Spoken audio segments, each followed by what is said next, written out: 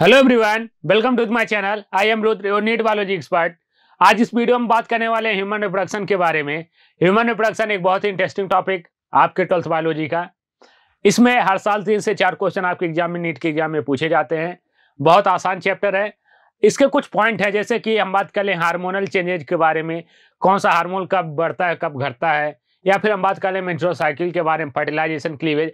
ये ऐसे टॉपिक हैं जिससे हर साल आपके नीट के एग्जाम में क्वेश्चन आते हैं, लेकिन जो स्टूडेंट होते हैं इन्हीं पॉइंट में कंफ्यूज होते हैं। इन पॉइंट को आज हम डिटेल में डिस्कस करने वाले हैं। साथ में मेल रिप्रोडक्टिव सिस्टम क्या होता है, फीमेल रिप्रोडक्टिव सिस्टम क्या होता है, कौन कौन से ऑर्गन प्रेजेंट होते हैं, इनके बारे में भी हम डिटेल में डिस्कस करने वाले हैं। सबसे पहले अगर हम बात करें व्हाट इज रिप्रोडक्शन, रिप्रोडक्शन क्या, अगर हम ह्यूमन रिप्रोडक्शन को पढ़ रहे हैं, सबसे पहले हमें जानना ये जरूरी है कि रिप्रोडक्शन क्या होता है। जनरल टर्म में रिप्रोडक्शन क्या होता है? Reproduction is a process, biological process by which an organism reproduce to young one similar to itself. मतलब एक ऐसा प्रोसेस जिसके द्वारा क्या होते हैं, जो ऑर्गेनिज्म होते हैं वो अपने ही जैसे एक नए ऑर्गेनिज्म को रिप्रोड्यूस करते हैं, वो रिप्रोडक्शन कहलाता है, सिमिलर टू इटसेल्फ। जैसे अगर हम ह्यूमन की बात करें, ह्यूमन एक ह्यूमन बेबी को रिप्रोड्यूस करेगा, एलिफेंट एक एलिफेंट बेबी को रिप्रोड्यूस करेगा, कोई क्रॉप है वो अपने ही जैसे एक नए क्रॉप को रिप्रोड्यूस करेगा, सिमिलर टू इटसेल्फ। ये क्या कहलाता है? रिप्रोडक्शन कहलाता है। रिप्रोडक्शन के द्वारा क्या होता है, एक नेक्स्ट जनरेशन आता है, नया जनरेशन बनता है, ये कहलाता है हमारा रिप्रोडक्शन। अगर हम रिप्रोडक्शन में, reproduction is a biological process in which an organism give rise to young one similar to itself. Important line, similar to itself. अगर हम बात करें ह्यूमन रिप्रोड्यूस कर रहा है तो टर्म दे दिया जाता है ह्यूमन रिप्रोडक्शन। जो ह्यूमन होते हैं, human are hermaphrodite animal, means in human sex जो होते हैं सेपरेट होते हैं। There are a female and male. जो फीमेल होती हैं उनके अंदर फीमेल सेक्स ऑर्गन प्रेजेंट होता है और मेल के अंदर मेल सेक्स ऑर्गन प्रेजेंट होता है। Male sex organ male gamete को फॉर्मेशन कराता है, फीमेल के अंदर फीमेल गैमेट बनता है। ये जो मेल होते हैं, मेल गैमेट स्पर्म का फॉर्मेशन करते हैं, फीमेल जो होती है फीमेल गैमेट ओवम का फॉर्मेशन करती हैं। ये मेल और फीमेल गैमेट आपस में मिलकर जायगोट का फॉर्मेशन करते हैं और जायगोट में फर्दर डिवीजन होता है, एम्ब्रियो बनता है। आफ्टर डेवलपमेंट ऑफ एम्ब्रियो एक बेबी का बर्थ हो जाता है, जिसको टर्म दे दिया जाता है parturition. There are a male parent and a female parent. Male parent produce sperm and female parent produce ovum. Both sperm and ovum fertilize to each other, form single cell zygote. ये जो single cell zygote होते हैं इनके अंदर development होता है, embryo बनता है, एम्ब्रियो में फर्दर डेवलपमेंट होता है और एक बेबी का, एक यंग वंश का बर्थ होता है by the process of parturition. एक पूरा प्रोसेस क्या कहलाता है? Sexual reproduction. सेक्सुअल रिप्रोडक्शन जहां पे दो पेरेंट का इन्वॉल्वमेंट हो उसको नाम दिया जाता है sexual reproduction. Reproduction are two type, sexual reproduction and asexual reproduction. In sexual reproduction two parents are involve, one male and female. In asexual reproduction only one parent involve. अगर हम बात करें सेक्सुअल रिप्रोडक्शन की, sexual reproduction involve the fusion of male and female gamete. यहाँ पे दो parent होंगे, male and female parent. Male parent से क्या बनेगा? मेल गैमेट बनेगा, मेल पेरेंट से मेल गैमेट बनेगा एंड फीमेल ऑर्गेनिज्म से फीमेल गैमेट का फॉर्मेशन होगा। और ये मेल और फीमेल गैमेट आपस में मिलकर क्या बने, मेल और फीमेल गैमेट ये दोनों आपस में फर्टिलाइज होंगे और सिंगल सेल जाइगोट का फॉर्मेशन करेंगे।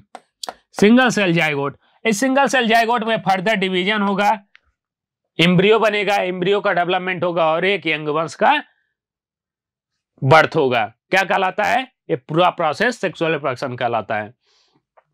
Next term is diploid organism. Diploid organism are दो ऑर्गेनिज्म जिनमें क्या होता है, two set of chromosome are present, one come from male parent, one set of chromosome come from male parent and another come from female parent and दो both form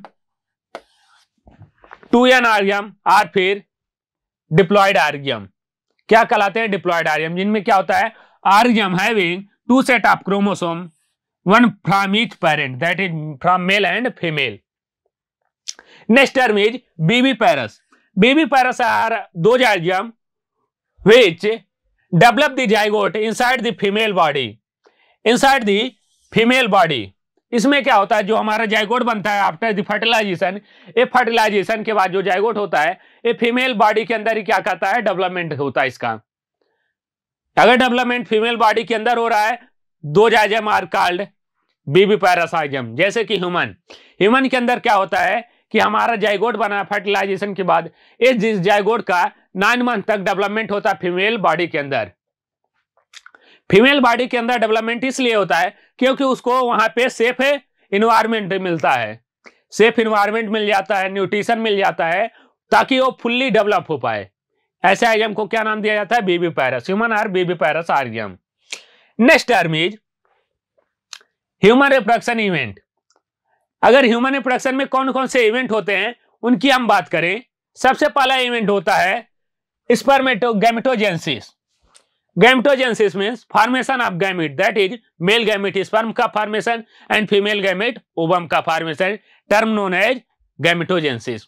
next term is insemination, transfer of male gamete that is sperm in female genital tract known as insemination, transfer of male gamete to the female genital tract, क्या नाम दिया जाता है? Insemination.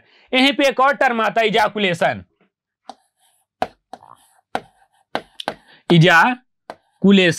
Ejaculation means होता है male gamete का outside the body. Male gamete अगर body के बाहर चला है उसको नाम दिया जाता है इजाकुलेशन। लेकिन अगर वो फीमेल ट्रैक्ट के अंदर, जेनिटल ट्रैक्ट के अंदर जा रहा है, उसको टर्म दिया जाता है insemination. Next term is fertilisation. Male gamete and female gamete are transfer in female genital tract. ये दोनों आपस में मिलेंगे, इनका मिलना, अब ये क्या करेंगे? आपस में फ्यूज होंगे। फ्यूज होने के बाद क्या करेंगे? ये फर्टिलाइज होंगे। Fusion of male gamete and female gamete which lead to the formation of zygote. क्या करेंगे? इन दोनों का फ्यूजन होगा और सिंगल सेल जाइगोट का फॉर्मेशन होगा। इस टर्म को जाम कहते हैं fertilisation. Next event is cleavage. अगर हम क्लीवेज की बात करें, क्लीवेज मीन्स होता है हमारा क्या बना? मेल गैमेट आया, फीमेल गैमेट आया, दोनों आपस में मिलकर जाइगोट बनाए। अब ये सिंगल सेल जाइगोट, इस सिंगल सेल यूनिसेलुलर जाइगोट में क्या होगा? इसमें डिवीजन होगा, डिवीजन होकर ये बनेगा multicellular structure known as blastomere. Single cell zygotes में डिवीजन होगा और मल्टी सेलुलर स्ट्रक्चर बनेगा known as blastomere.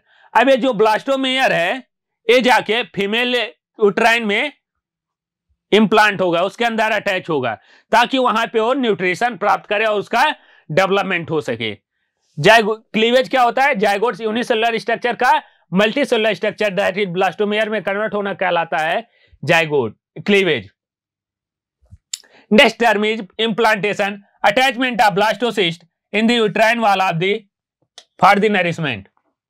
Uterine wall से अटैच होना क्या कहलाता है? Implantation. Next term is gestation. अब ये क्या हुआ? फीमेल के अंदर, फीमेल वॉर्म के अंदर क्या हुआ? हमारा जो ब्लास्टोसिस्ट है वो अटैच हो गया। अब इस ब्लास्टोसिस्ट का डेवलपमेंट होगा, इसके अंदर क्या होगा? एम्ब्रियोजेनेसिस होगा, ऑर्गन का फॉर्मेशन होगा, ऑर्गन सिस्टम का फॉर्मेशन होगा। तो उसको टर्म में देते हैं गैस्ट्रेशन। इसमें समय लगता है, फॉर एग्जांपल ह्यूमन केस में 9 मंथ डेवलप होने के लिए, फुल्ली डेवलप होने के लिए एम्ब्रियो को जो समय लगता है उसको नाम दिया जाता है gestation period. Development of embryo या फिर फीटस क्या होता है? गैस्ट्रेशन। समय को नाम दिया था gestation period. In human case 9 month. Next term is parturition. हमारा फुल्ली डेवलप फीटस यहां डेवलप हो चुका है, अब इसको बाहर आना है, term known as parturition. Delivery of fully develop foetus known as parturition. यही 7 इवेंट क्या है? ह्यूमन रिप्रोडक्शन में होते हैं, इन्हीं को हमें पढ़ना है।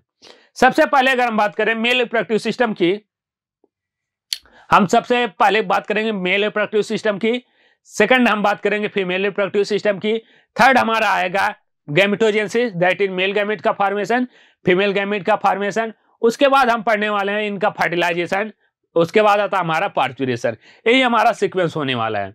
सबसे पहले अगर हम बात करें मेल रिप्रोडक्टिव सिस्टम की, in male reproductive system located in the pelvic region of mail.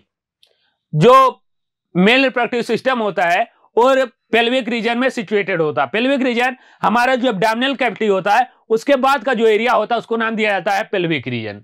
इस पेल्विक रीजन में क्या होता है, मेल रिप्रोडक्टिव सिस्टम सिचुएटेड होता है। अगर हम बात करें मेल रिप्रोडक्टिव सिस्टम में, मेल प्राइमरी सेक्स ऑर्गन होता है testis, primary sex organ testis, ये होता है मेल रिप्रोडक्टिव सिस्टम। ये एनसीईआरटी का फिगर है। यहाँ पे हम जो डिस्कस करने वाले हैं पूरा एनसीईआरटी को ही डिस्कस करेंगे, क्योंकि आपके एग्जाम में जो क्वेश्चन आएगा इसी एनसीईआरटी से आएगा। तो ये फिगर भी जो है ये एनसीईआरटी का ही फिगर एनसीईआरटी में दिया हुआ है। एनसीईआरटी में बहुत कम फिगर दिए हुए हैं, लेकिन जितने फिगर दिए हुए हैं उसी में सब कुछ लेबल किया हुआ है। सबसे पहला आता है मेल रिप्रोडक्टिव सिस्टम। इसमें प्राइमरी जो सेक्स ऑर्गन होता है वो टेस्टिस होता है, जो कि एक पेयर्ड स्ट्रक्चर होता है, यानी कि 2 नंबर में होता है। इसको नाम दिया जाता है टेस्टिस।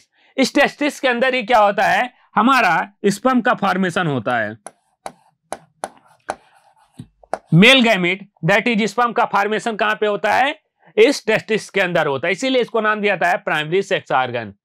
साथ ही इस टेस्टिस के अंदर और क्या होता है, कुछ हार्मोन का भी सिक्रीशन होता है। हार्मोन का भी क्या होता है, सिक्रीशन होता है। क्योंकि इसके अंदर क्या होता है प्राइमरी सेक्स ऑर्गन, इसलिए इसको कहते हैं क्योंकि इसके अंदर हमारा mail gamete that is sperm का फॉर्मेशन हो रहा है। इसके साथ ही क्या होता है, इसके अंदर कुछ हार्मोन का सिक्रीशन भी होता है।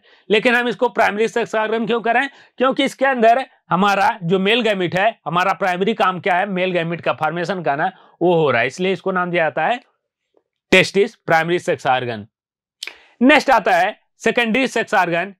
ऐसे ऑर्गन जो क्या कहते हैं, इस स्पर्म के फॉर्मेशन में डायरेक्ट इन्वॉल्व नहीं होते हैं लेकिन हेल्प करते हैं, उनको नाम दिया जाता है सेकेंडरी सेक्स ऑर्गन या फिर एक्सेसरी ऑर्गन।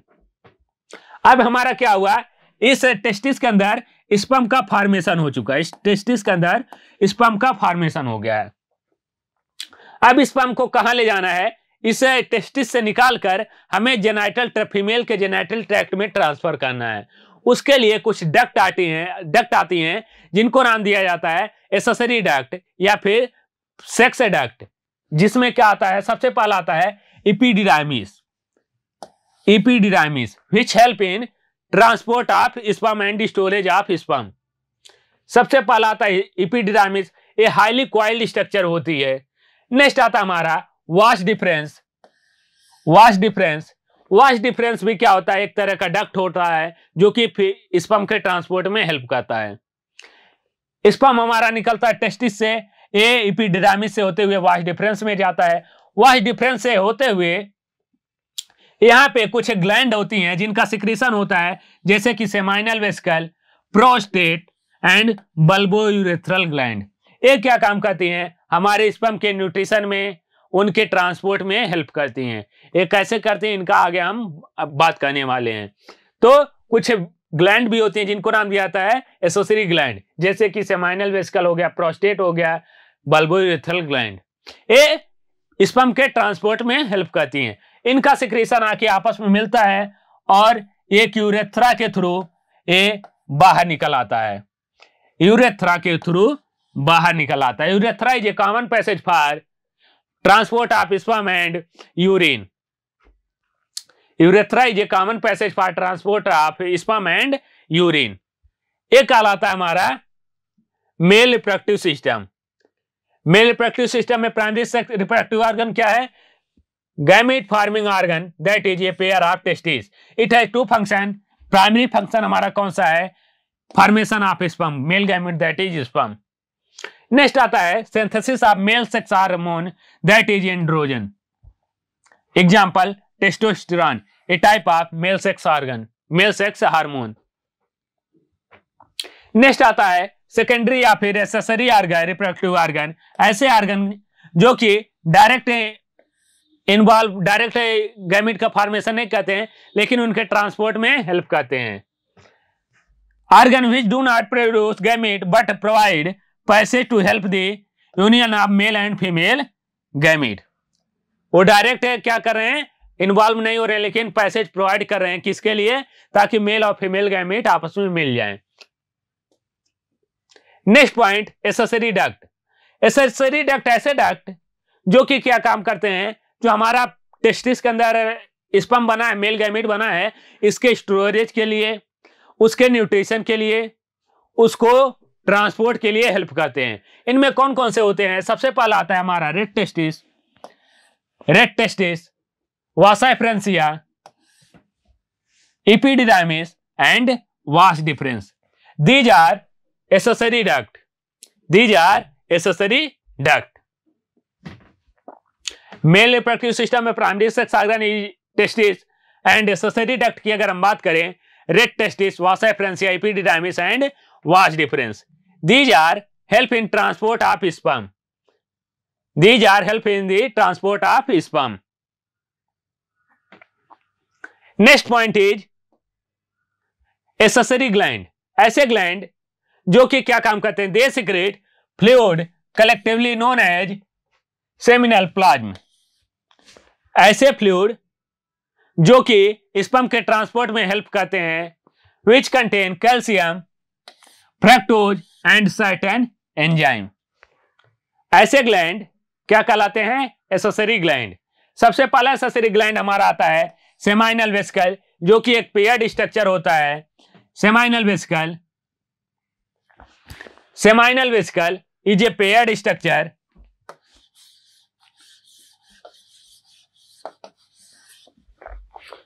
यहां से क्या होता है? स्पर्म का फॉर्मेशन होता है हमारे टेस्टिस के अंदर। स्पर्म का फॉर्मेशन हुआ, अब ये टेस्टिस से निकल के जाता है रेड टेस्टिस के अंदर। यहाँ पे एक स्ट्रक्चर होता है रेड टेस्टिस, उससे होते हुए एक स्ट्रक्चर आता है वासा फ्रेंसिया, फिर नेक्स्ट हाईली कॉइल स्ट्रक्चर आता है एपिडिडाइमिस से निकलता है, ये वास डिफरेंस के में जाता है। वास डिफरेंस जो होता है ये हमारा जो यूरिनरी ब्लेडर होता है, इसके पीछे से घूमकर, यूरिनरी ब्लेडर के पीछे से घूमकर जाता है और यहाँ पे एक पेयर्ड स्ट्रक्चर प्रेजेंट होता है जिसको नाम दिया जाता है सेमाइनल वेसिकल। ये seminal vesicle are paired structure 2 number में होते हैं। यहां से क्या होता है? कुछ फ्लूइड सिक्रीट होते हैं जिनको नाम दिया जाता है सेमाइनल फ्लूइड। ये सेमाइनल फ्लूइड क्या काम करते हैं? इनके अंदर कैल्शियम प्रेजेंट होता है, फ्रक्टोज प्रेजेंट होता है। ये फ्रक्टोज जो होते हैं ये एज ए न्यूट्रिशन काम करते हैं, एज ए फ्यूल काम करते हैं, ट्रांसपोर्ट ऑफ स्पर्म। जैसे स्पर्म को ट्रांसपोर्ट करने के लिए फ्यूल चाहिए, तो फ्यूल देने का काम ये हमारा फ्रक्टोज देता है, जो कि सेमाइनल वेसिकल के अंदर बनता है। यहां से एक सेमाइनल वेसिकल अपना सिक्रीशन डाल देते हैं एक डक्ट के अंदर जिसको नाम दिया जाता है यूरेथ्रा। नेक्स्ट आता हमारा प्रोस्टेट भी एक तरह का सिंगल ग्लैंड है। इसका भी सिक्रीशन क्या आता है? हमारे यूरेथ्रा के अंदर आता है, और तीनों आपस में मिलकर क्या क्या बनाते हैं? सीमन का फॉर्मेशन करते हैं। ये सीमन किसका फॉर्मेशन करते हैं? सीमन का फॉर्मेशन करते हैं। नेक्स्ट आता हमारा बल्बोयूरेथ्रल ग्लैंड। ये बल्बोयूरेथ्रल ग्लैंड क्या करता है? ये एल्कलाइन सिक्रीशन करता है। इसका सिक्रीशन जो होता है एल्कलाइन होता है। जो स्पर्म है हमारा, क्योंकि जो यूरेथ्रा के अंदर यूरिन भी ट्रांसपोर्ट होता है। यूरिन क्या होता है? हमारा एसिडिक इन नेचर होता है। यूरिन एसिडिक इन नेचर होता है। जब यहाँ पे क्या हो, स्पर्म का ट्रांसपोर्ट हो, स्पर्म यहाँ से निकले, तो स्पर्म एसिडिटी की वजह से क्या हो जाए? मर ना जाए, उसके लिए क्या होता है? बल्बोयूरेथ्रल ग्लैंड आता है। बल्बोयूरेथ्रल ग्लैंड एल्कलाइन सिक्रीशन करता है, जिससे क्या हो कि जो यूरेथ्रा के अंदर, इस यूरेथ्रा के अंदर जो इस एसिडिटी है, एसिडिक नेचर बना हुआ है यूरेथ्रा के अंदर, एसिडिक नेचर बना हुआ है, एसिडिक नेचर खत्म हो जाए by the neutralisation by alkaline fluid. Bulbourethral gland किसमें हेल्प करता है? यूरेथ्रा के जो एसिडिक नेचर है उसको खत्म करने में। और इसका काम होता है लुब्रिकेशन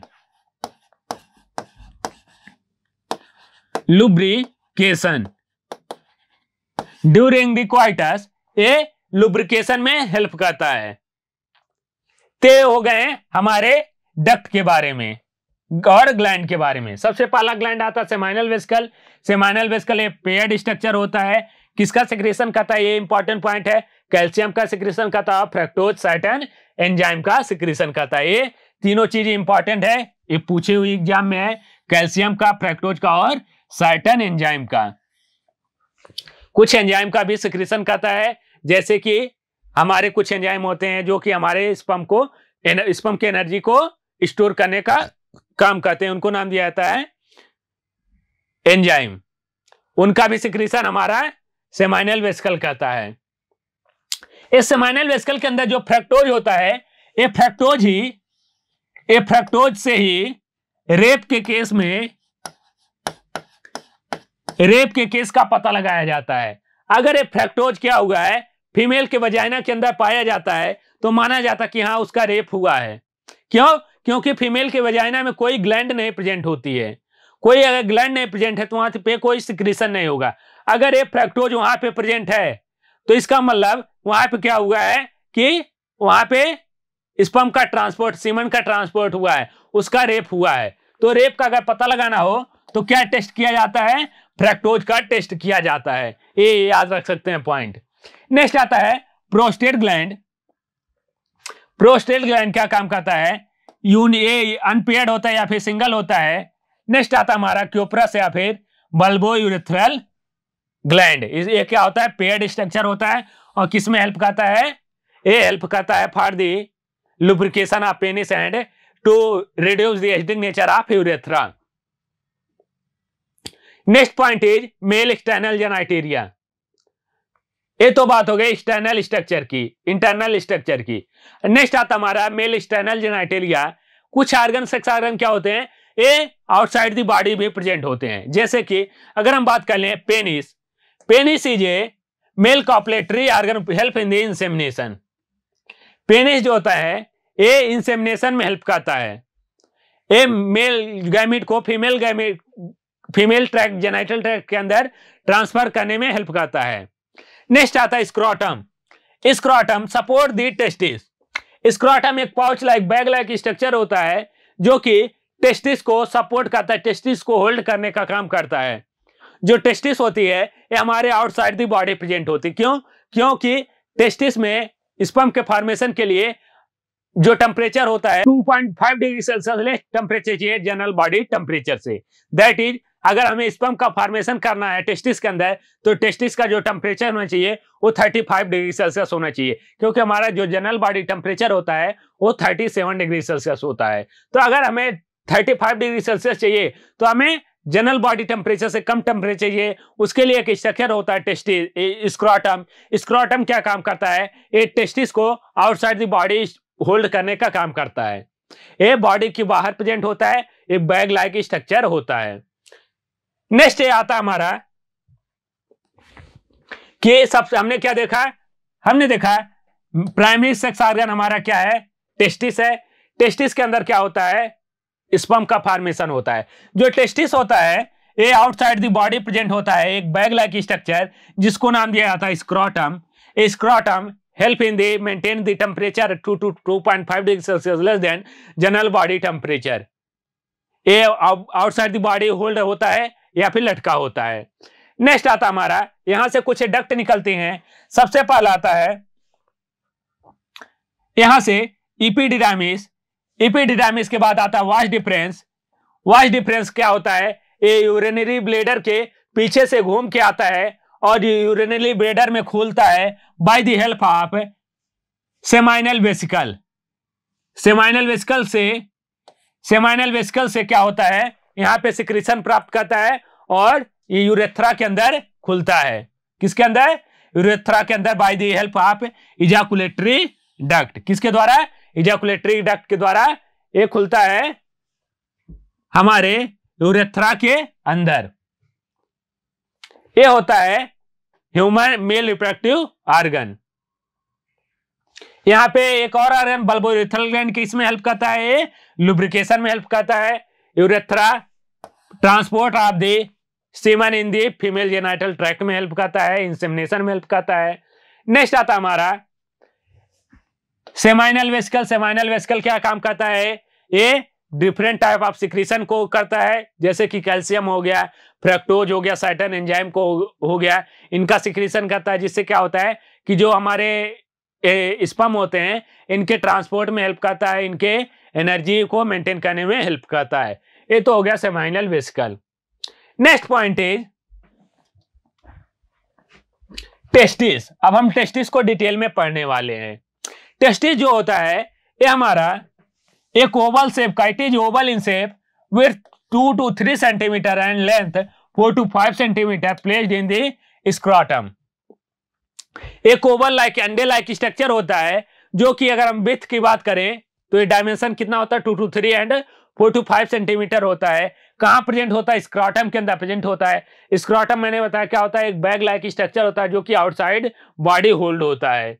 नेक्स्ट आता है स्ट्रक्चर ऑफ टेस्टिस में। अगर स्ट्रक्चर ऑफ टेस्टिस हम देखें तो इसके अंदर 3 लेयर प्रेजेंट होती है।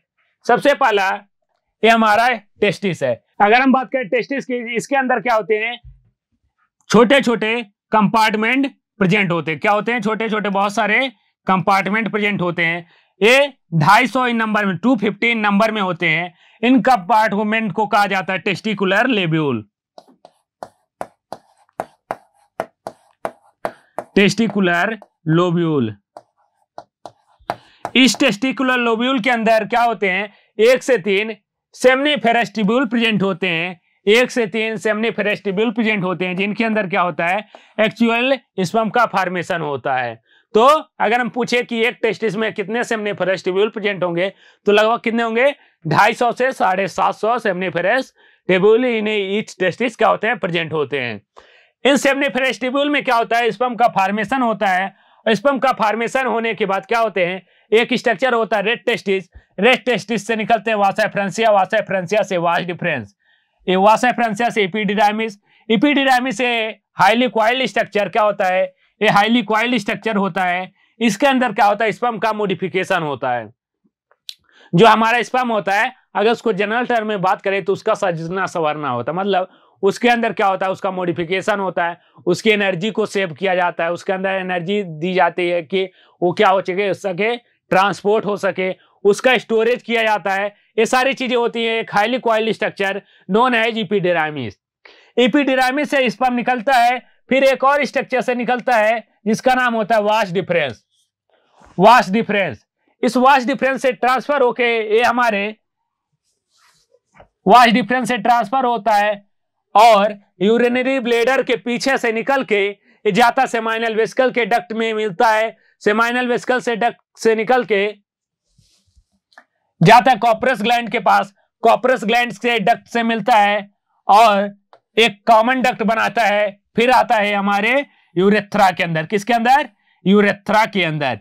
यूरेथ्रा के अंदर 3 पार्ट होते हैं, penile urethra,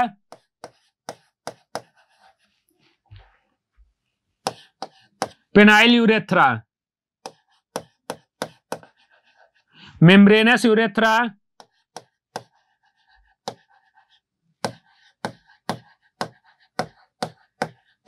membranes urethra.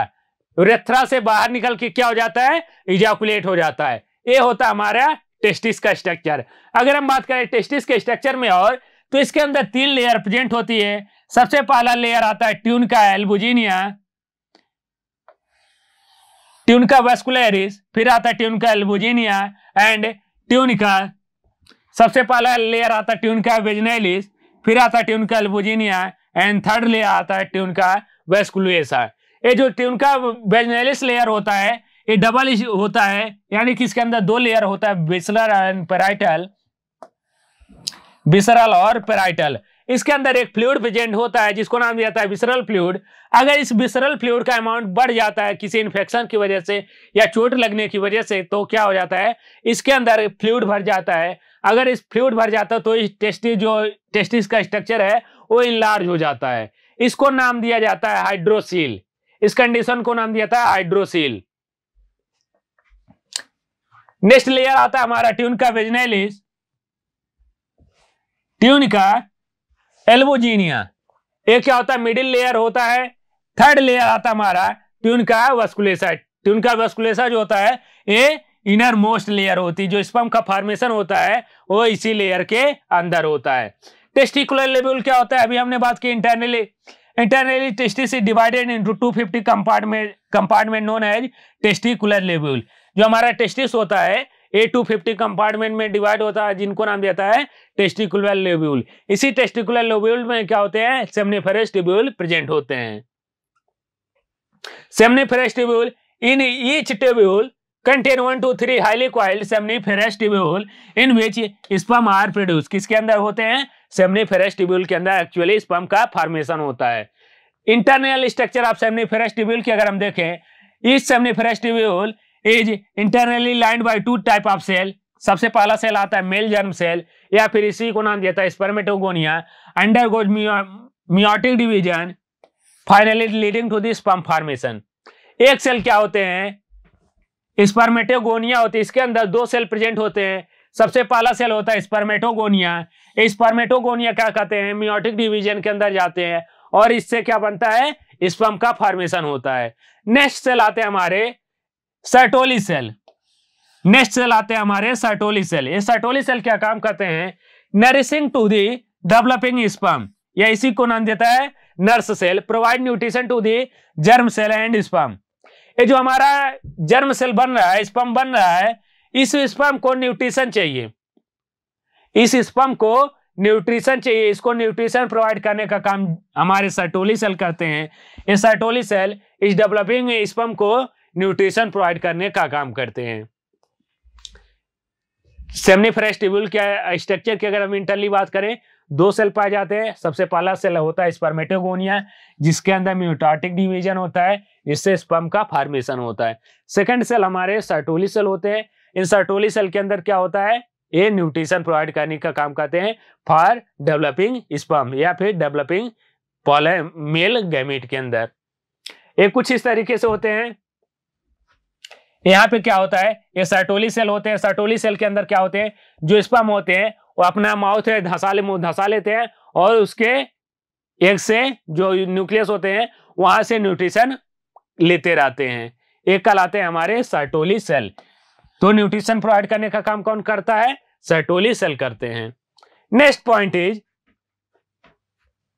Reason outside the seminiferous tubule called as interstitial space also contain 2 type of cell and blood vessels.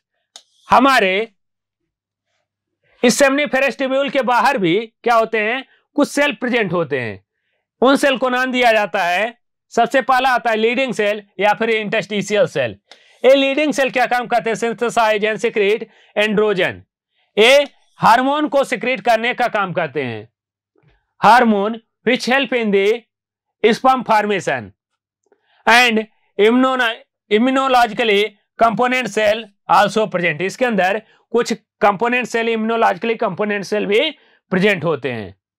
Outside the seminiferous tubule called as interstitial space, यहाँ पे कौन कौन से cell present होते हैं, Leydig cell और interstitial cell. एक क्या काम करते हैं, सीक्रेट एंड्रोजन को सीक्रेट करते हैं।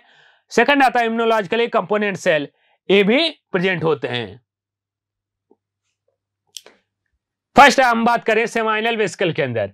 अभी हमने बात किया सेमाइनल वेसिकल के अंदर क्या क्या होता है, secret seminal fluid which make 60 to 70% of the semen.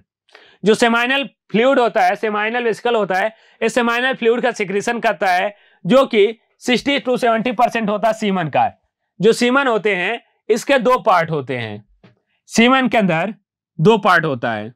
जो हमारा सीमन होता है, एक फ्लूइड पार्ट होता है, एक स्पर्म सेल होता है। अगर हम स्पर्म को निकाल दें तो क्या बचता है, केवल सेमाइनल फ्लूइड बचता है। इसमें 60 to 70% होता है। क्या क्या होता है, ये फ्रक्टोज को कंटेन करता है, फाइब्रिनोजन और प्रोस्टाग्लैंडिन को कंट्रोल करता है। फाइब्रिनोजन ये हमारे स्पर्म के सेल को एनर्जी प्रोवाइड करने का काम करते हैं। यहाँ से क्या होता है, स्पर्म के जो सेल होता है उसको एक डिकैपिसेट करते हैं, मतलब उसको सुलाने का काम करते हैं ताकि उसकी एनर्जी क्या हो, वो खत्म ना हो। नेक्स्ट आता है प्रोस्टेट ग्लैंड, जो मिल्की अपीयरेंस होता है सीमन का, milky appearance of semen,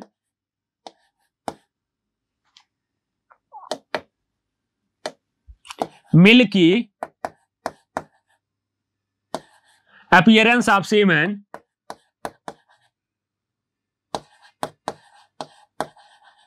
milky appearance of semen due to prostate gland secrete prostatic fluid which में 20 to 30% ऑफ सीमेन। क्या बनाता है? प्रोस्टेटिक फ्लूइड का सिक्रेशन करता है, जो कि 20 to 30% बनाता है किसका? सीमेन का। नेक्स्ट आता है हमारा कंटेन कैल्शियम। क्या क्या कंटेन करता है? कैल्शियम कंटेन करता है, फॉस्फेट करता है, citric acid, clotting enzyme and profibrinolysin. Profibrinolysin क्या काम करता है? ये जाता है फीमेल जेनिटल ट्रैक्ट के अंदर और जो हमारा डीकैप्सेट हुआ है स्पर्म उसको फिर से कैप्सेट करने का काम करता है। और कॉर्पस ग्लैंड क्या काम करता है? It's secret alkaline fluid. Alkaline fluid का सिक्रेशन करता है। एल्कलाइन फ्लूइड जो कि हमारे यूरेथ्रा को न्यूट्रलाइज करने का काम करता है, उसके एसिडिटी को कम करने का काम करता है। विच help in the lubrication of penis. और किस में हेल्प करता है? ये पेनिस के लुब्रिकेशन में भी हेल्प करता है। ये ही एक ऐसा इसका सिक्रेशन होता है कॉर्पस ग्लैंड का, जो कि क्या होता है? इजैकुलेशन से पहले निकलता है। इजैकुलेशन जैसे ही होने वाला होता है वैसे ही कॉर्पस ग्लैंड का सिक्रेशन हो जाता है, ताकि जो पाथ है वो क्लियर हो जाए और लुब्रिकेशन हो जाए। ये होता है कुछ इस तरीके से स्ट्रक्चर होता है हमारा। यहां से क्या होगा? सेमिनिफरस ट्यूब्यूल में हमारे स्पर्म का फॉर्मेशन हुआ। ये रेस्ट टेस्टिस से होते हुए एपिडिडामिस से पहुंचे। एपिडिडामिस से हाईली कॉइल्ड स्ट्रक्चर, जिसके अंदर क्या होता है? स्पर्म का मॉडिफिकेशन होता है और इसके अंदर क्या होता है? स्पर्म का स्टोरेज होता है। वहां से निकलते हैं वाश डिफरेंस के अंदर जाते हैं। वाश डिफरेंस से निकलते हैं हमारे जो यूरिनरी ब्लैडर होते हैं उनको क्रॉस करते हैं। ये स्ट्रक्चर और यहाँ पे आता है एम्पुला। यहां से मिलते हैं सेमाइनल वेस्कल के अंदर। सेमाइनल वेस्कल अपना सिक्रेशन यहाँ पे छोड़ता है और आते हैं प्रोस्टेट के अंदर। प्रोस्टेट के अंदर भी अपना सिक्रेशन होता है। यहां से फिर निकलते हैं यूरेथ्रा के अंदर जाते हैं। यूरेथ्रा किसके थ्रू क्रॉस होता है? पेनिस के थ्रू क्रॉस होता है। पेनिस इज एक्सटर्नल स्ट्रक्चर जो किसमें हेल्प करता है? ये क्वाइटस में हेल्प करता है या फिर इंसेमिनेशन के अंदर हेल्प करता है। किसके अंदर हेल्प करता है? इंसेमिनेशन या फिर क्वाइटस के अंदर हेल्प करता है ये एक्सटर्नल स्ट्रक्चर। नेक्स्ट आता हमारा स्क्रोटम। अगर हम स्क्रोटम की बात करें, अभी हमने बात किया था the pouch like cavity situated outside the abdominal cavity in which pelvic region. कहां पे सिचुएट होता है? हमारे पेल्विक रीजन में सिचुएटेड होता है, लेकिन outside the abdominal cavity. During the early foetal life क्या होता है कि हमारा जो अर्ली फीटल लाइफ होता है during the 7th month of pregnancy, जो हमारा टेस्टिस होता है, गोनाड्स होते हैं, ये ह्यूमन बॉडी के एब्डोमिनल कैविटी के अंदर फॉर्म होते हैं। ह्यूमन बॉडी के एब्डोमिनल कैविटी के अंदर फॉर्म होते हैं। ये एब्डोमिनल कैविटी से क्या करते हैं? ये एब्डोमिनल कैविटी हो गया। एब्डोमिनल कैविटी के अंदर क्या हो गए? गोनाड्स का फॉर्मेशन होता है। अब ड्यूरिंग द 7th मंथ ये यहां से एक कैनाल होता है, यहां से कैनाल होता है। इस कैनाल के थ्रू क्या होते हैं? ये डिसेंड डाउन हो जाते हैं। इस कैनाल का नाम होता है इंगुइनल कैनाल। Inguinal canal. इस कैनाल के थ्रू ये डिसेंड डाउन हो जाते हैं एब्डोमिनल कैविटी से, क्या इसमें चले जाते हैं? ये पेल्विक रीजन। और पेल्विक रीजन में भी pouch like structure known as scrotum. Pouch like structure known as scrotum. इस स्क्रोटम में क्या होते हैं? ये आके होल्ड हो जाते हैं। स्क्रोटम में आके क्या हो जाते हैं? होल्ड हो जाते हैं। During the early foetal life the testis develop in the abdominal cavity, but during the 7th month of development of they descend into the scrotum through the passage known as inguinal canal। यहाँ पे एक important है, किसके द्वारा आते हैं? Inguinal canal के आते हैं। As it situated away from abdominal cavity, it has 2 to 2.5 degree Celsius. क्यों बाहर आते हैं? क्योंकि हमें स्पर्म फॉर्मेशन के लिए क्या चाहिए? लोअर बॉडी टेम्परेचर चाहिए। बॉडी टेम्परेचर से लोअर टेम्परेचर चाहिए। कितना? 2 to 2.5 डिग्री सेल्सियस लेस चाहिए, उसके लिए बाहर आते हैं। Lower then in normal body temperature. It maintain the lower temperature of the testis necessary for the spermatogenesis. किसके लिए? स्पर्मेटोजेनेसिस के लिए नेसेसरी जो टेम्परेचर है उसको मेंटेन करने का काम करते हैं। ये तो हो गया स्क्रोटम। स्क्रोटम का स्ट्रक्चर कुछ इस तरीके से होता है। यहाँ पे एक bag like pouch like structure होता है। इस पाउच लाइक स्ट्रक्चर में क्या होते हैं? हमारे टेस्टिस सिचुएटेड होते हैं। यहाँ किसके थ्रू ये आते हैं? इंगुइनल कैनाल के थ्रू आते हैं। किसके थ्रू आते हैं? इंगुइनल कैनाल के थ्रू आते हैं। Next point is penis. Next structure is penis. Penis की अगर हम बात करें, इज द एक्सटर्नल मेल जेनाइटेरिया है। क्या होते हैं? मेल जेनाइटेरिया की एक्सटर्नल पार्ट होता है। एक तो स्क्रोटम हो गया, एक दूसरा क्या होता है? पेनिस होता है। Penis it made up of 3 cylindrical mass of erectile tissue. ये क्या होते हैं? 3 cylindrical mass of erectile tissue से मिलकर बने होते हैं।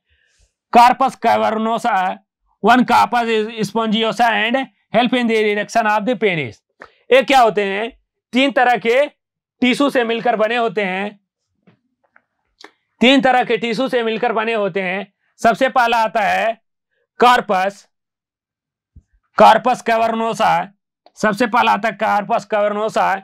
सेकंड आता है कार्पस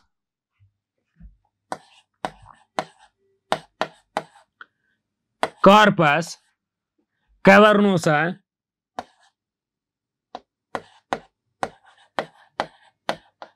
जो कि हेल्प करता है पेनिस के इरेक्शन के में। जो है इरेक्शन क्यों आता है?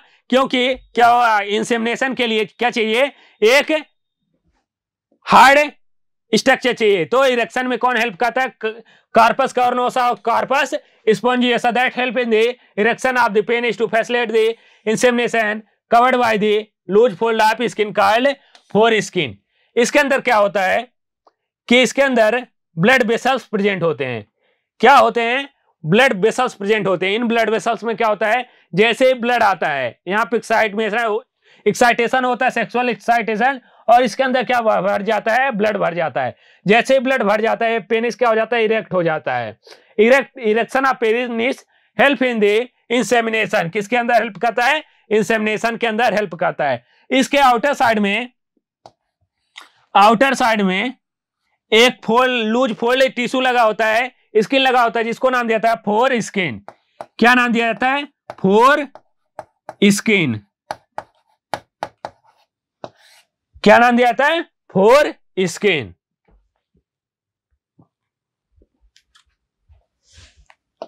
The urethra originated from the urinary bladder, passes through the penis known as penile urethra, which is common passage for urine and semen। यहाँ पे क्या होता है कि जहां से यूरेथ्रा पास होता है, इस पैसेज को नाम दिया जाता है पेनाइल यूरेथ्रा। एक कॉमन पैसेज होता है for the urine and sperm. किसके लिए? स्पर्म और यूरिन के लिए कॉमन पैसेज का काम करता है। At least 60 to 70% of sperm must have normal shape and size. यहां पे क्या होता है कि स्पर्म का फॉर्मेशन हुआ। अब ये जो स्पर्म है, penile, the penis is male external genitalia. क्या होता है? मेल एक्सटर्नल जेनाइटेरिया होता है। The human ejaculate about 200 to 300 million sperm. जो ह्यूमन होते हैं वो एक बार इजैकुलेशन में लगभग 200 से 300 ml कर मिलियन स्पर्म का इजैकुलेशन करते हैं। ये 200 से 300 मिलियन स्पर्म जो होते हैं, ये 2 to 3 ml सीमन के अंदर क्या होते हैं? प्रेजेंट होते हैं। इसमें से मान लें 200 से 300 मिलियन स्पर्म का इजैकुलेशन हो रहा है। इसमें से लगभग 60% ऐसे होने चाहिए जो कि नॉर्मल शेप एंड साइज के होने चाहिए। कितने? 60% नॉर्मल शेप एंड साइज के होने चाहिए। उसमें से भी 60% नॉर्मल शेप एंड साइज,